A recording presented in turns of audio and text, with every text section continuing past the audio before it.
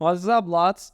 Chants of Sennaar review. The developer is Rundisk.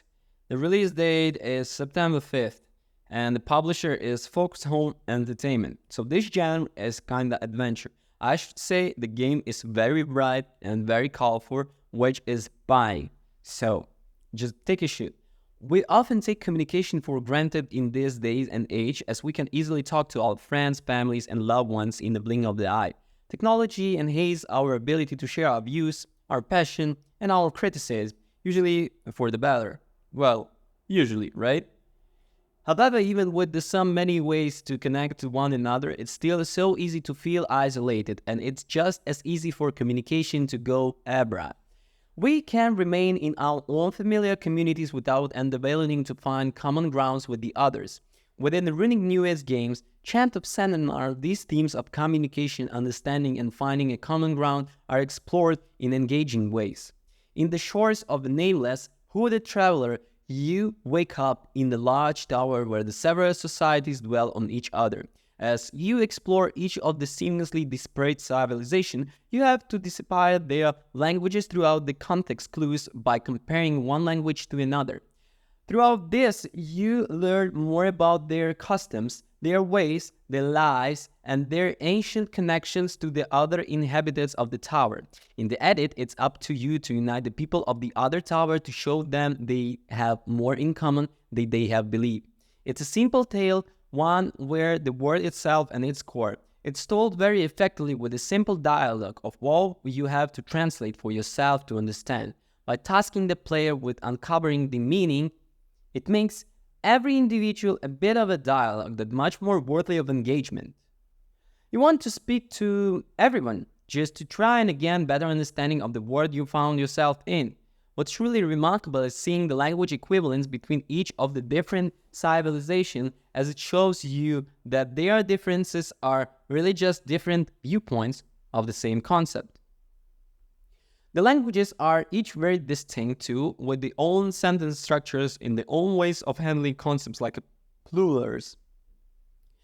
Each language is based on real-world languages too. The language of the warriors has similarities to Nordic runes for one. It goes to show that Rundisk has put a lot of throughout into crafting the linguistic gameplay on display here. It's really satisfying to uncover each different symbol, and it makes computation truly rewarding as you finally rated the true clarity, the ability to finally understand everything. You want to leave stone unturned? No path unexplored, no room undiscovered, no puzzle unsolved. Speaking of puzzles, and developers have wonderfully combined linguistic with the puzzles, solving each of them often requires deeper knowledge of the languages. And while the puzzle might be easier with the complete knowledge, they just as easy to be solved with the partial knowledge, giving the player flexibility to complete them at own pace.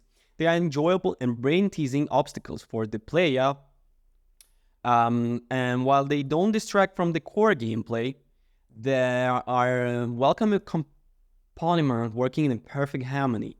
Less harmonious forever, it is inclusion of short stealth sections. They are too frequent, but they are easily one of the lesser gameplay styles explored within the game. They are not entirely awful either. They are tense and or don't overstay their welcome, and they at least keep things from growing the stale.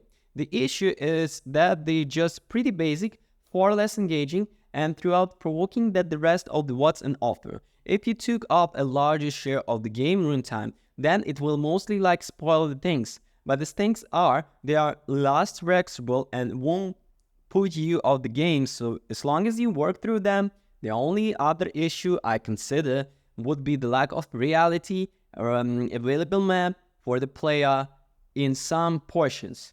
It makes sense if finding correct path is it's like a puzzle, but when simply exploring areas you've been to before, a basic map system would have been a great asset. Even that different areas are never too hard to navigate, and they often well signposts. So while some sort of menu and would have been ever bad, the game doesn't make it feel difficult to get around. The difficulty curve itself is quite commendable. The early areas making sure to drip feast your glyphs slowly. They are repeated enough, and you are given a decent number of context clues to help you understand them.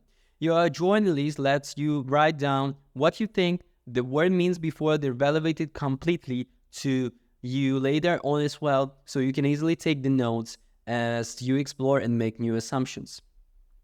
Later areas of the game provide many more signs early on, with a few clues to help you understand them. You can be truly stumped for a while until you suddenly find the right connection.